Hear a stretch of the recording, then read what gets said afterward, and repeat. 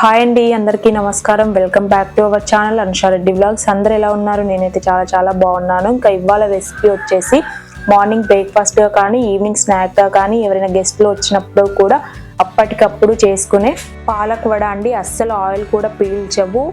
Literally చెప్తున్నా, ఇంతవరకు మీరు ఎప్పుడు చూడని ఈ వడ అండి.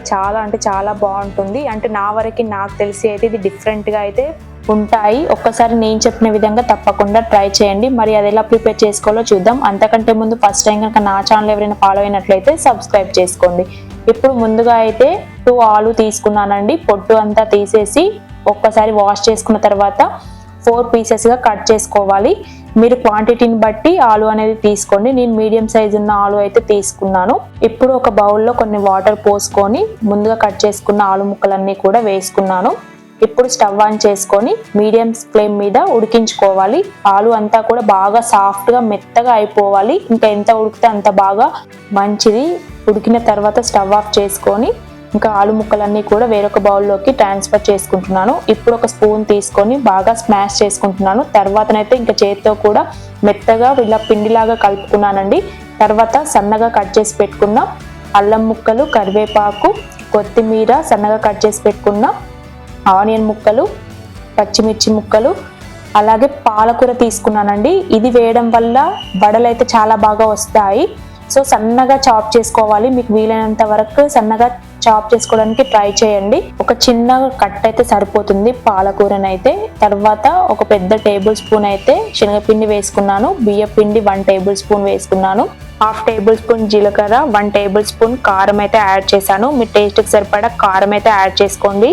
ఇంకా ధనియా పౌడర్, సాల్ట్ కూడా వేసుకున్నాను. బట్ ఇక్కడ మీకు చూపించలేదు, బట్ నేనైతే యాడ్ చేశాను. అన్ని వేసుకున్న తర్వాత బాగా మిక్స్ చేసుకోవాలి. వాటర్ అయితే అస్సలు కూడా యాడ్ చేయొద్దు. వాటర్ వేసేసుకున్నామంటే ఆయిల్ పీల్ చేసుకుంటుంది. సో మనకు ఆయిల్లో ఉన్న వాటరే సరిపోతుందండి. బాగా మిక్స్ చేసుకోవాలి. బ్యాటర్ అంతా కూడా కలుపుకున్న తర్వాత ఇక్కడ నేను చూపించిన విధంగా చూడండి, ఇలా ఒక ముద్దలాగా అయితే రావాలి.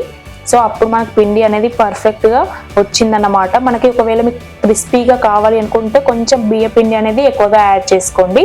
అంతలోపు అయితే డీప్ ఫ్రైకి సరిపడా ఆయిల్ కూడా పెట్టేసుకున్నానండి. ఆయిల్ అనేది బాగా హీట్ అయిపోయింది. సో తర్వాతనైతే మీడియం ఫ్లేమ్ మీద పెట్టుకొని కాల్చుకుంటున్నాను. ఇలా సేమ్ చిన్నగా వడలు అయితే చేసుకోవాలి. ఒకవేళ మీకు చేతి మీద ప్రెస్ చేసుకోకపోతే కవర్ మీద కూడా మనం ఒక చిన్న ముద్దలాగా చేసుకుంటూ వడల్లాగా చేసుకోవడమే అండి. చాలా బాగుంటుంది. మీడియం ఫ్లేమ్ లో పెట్టి మాత్రమే ఫ్రై చేసుకోవాలి. 2 సైడ్స్ కూడా గోల్డెన్ బ్రౌన్ వచ్చే వరకు ఫ్రై చేసుకుంటే సరిపోతుందండి. ఎంతో టేస్టీ అయిన పాలక్ వడ రెడీ అయిపోయింది. చూడండి, ఇక్కడ ఆయిల్ కూడా అస్సలు పీల్చలేదు.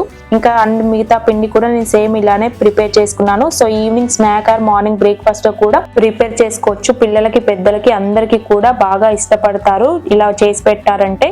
సో ఈ వీడియో, ఈ రెసిపీని మీకు నచ్చినట్టయితే like, share and subscribe to our channel. Thanks for watching. By.